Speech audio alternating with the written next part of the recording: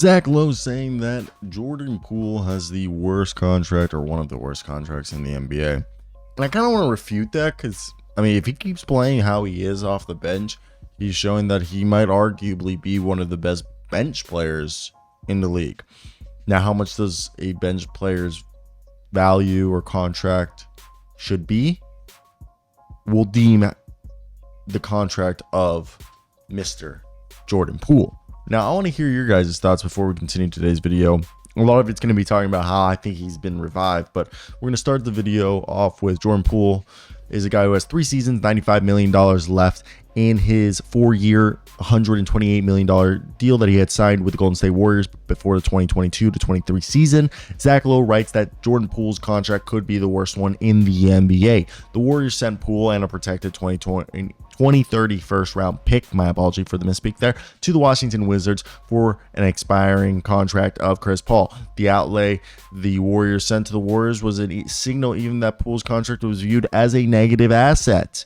Poole is averaging 16.3 points with true shooting of 51.3%, which is below the league average of 55%. Now, Poole had a breakout season in 21 to 22 with a true shooting of 59.8% when he averaged 18.5 points for the Warriors. Now, Poole is represented by Drew Morrison and Austin Brown and will be a free agent in 2027. Now, for me, the biggest thing with Jordan Poole is I think if he can show that he can be this guy who off the bench so far this season is in the video that you're going to hear, his stats are going to be different, but I think Jordan Poole off the bench this season.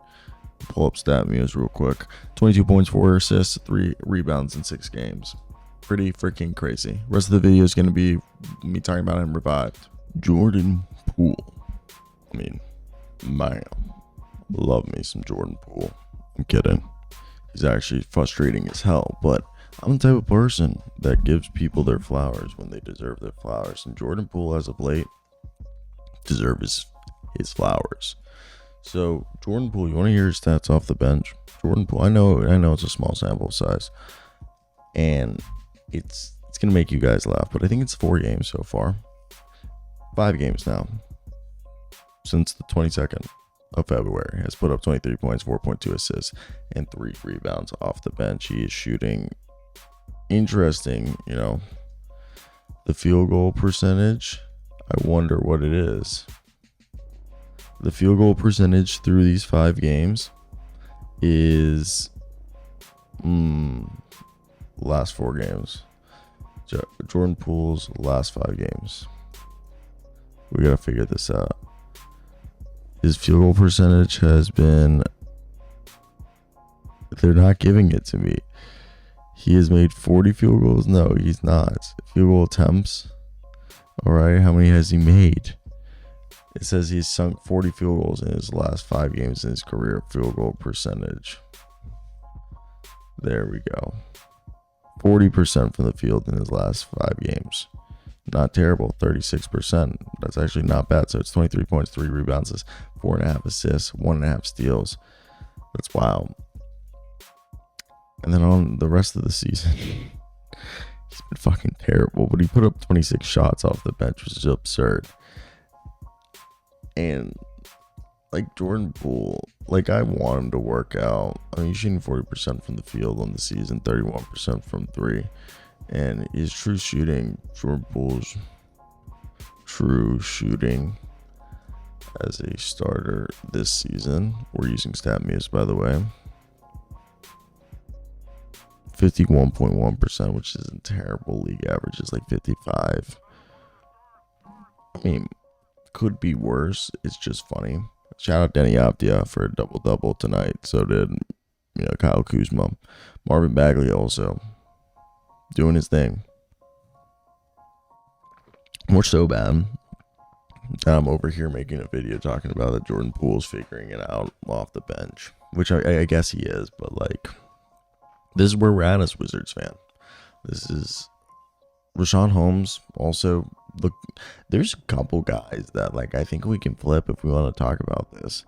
Marvin Bagley, he's a guy who, so far as a Wizard, has like not really been bad.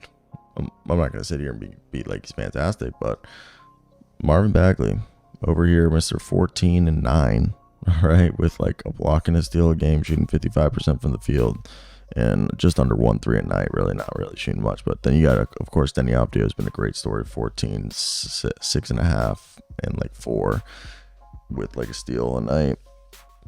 Tyus Jones and Corey Kesper's another guy. His like passing and ball handling he just looks better. Corey Kesper and Denny, I want to keep for a long while. But yeah, Marvin Bagley looks like a guy we could maybe flip. And Rashawn Holmes, I know it's like only like 12 minutes a night, but he's coming out here giving us minutes.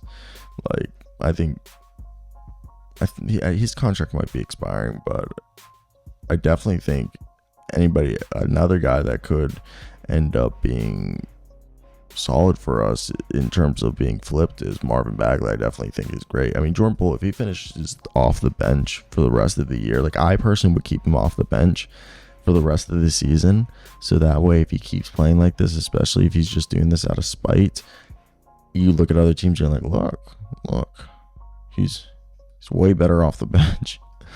But yeah, okay, there's a player option for Rashawn Holmes, so he's definitely staying on the roster. Well, they'll probably trade him or cut him, but yeah, let me hear your thoughts on that one. I definitely think it's definitely going to be interesting how it all plays out. But Hornets, when that happened. But Jordan Poole is unhappy about being moved to the bench. Interim head coach Brian Keefe, who I'm being told is probably going to be the long-term head coach, made his first big lineup change since taking over. Keefe moved Jordan Poole to the bench. Poole had been starting all 52 games he had played this season. And obviously when asked about the lineup change, Jordan Poole let it be known he's really not happy with it. Quote, "If there's any common sense with the situation, you should know how I feel. But I'm just going to come out, do what I can do to help the team, keep it moving. I mean, if this is a way to try to get me on ball, I guess that's just what we have to do." End quote, Poole said. Which I love how he's just thinking about if he's going to get on ball again.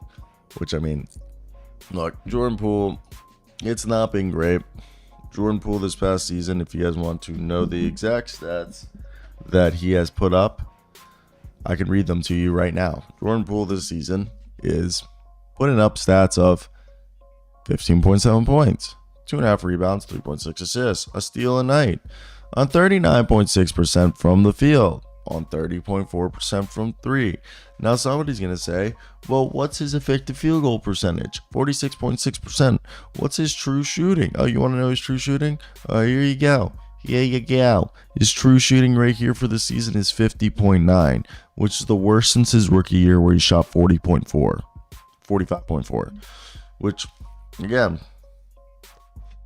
crazy to think because right now the league, if you just look at the league average effective field goal percentage is 54%. League average true shooting this season is 58, which is absurd to think about because a few years ago, league average true shooting was 55, but it's looking like 58 is this season. I've always just told 55 or better. Same thing with like player efficiency rating. It's always, if it's over 15, it's better for like PER. And then just like little tidbits right there. If you guys didn't know, now you know.